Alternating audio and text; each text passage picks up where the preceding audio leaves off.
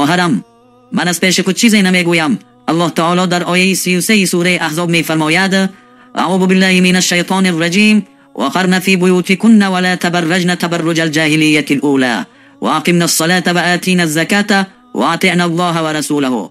و در خانه های خود بمانید و مثل زینت نمایی عصر جاهلیت پیشین زینت ننمایید و نماز برپای دارید و زکات بپردازید و از خداوند و رسولش فرمان ببرید.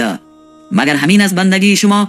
چرا از الله و رسولش فرمان برداری نمی کنید و خود را در شبکه های اجتماعی به نمایش می گذارید؟ حیف شما بر این زنان مسلمان، خودتان را میلی اما ستر حجاب را شرمنده و بی ارزش کرده اید.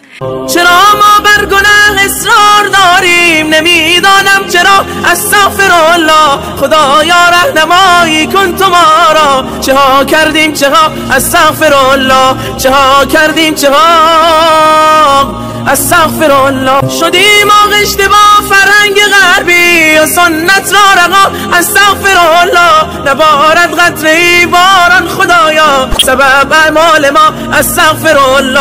نداریم با کم خود ما قناعت، طعام ما ربا، استغفرالله. نباشد الفتی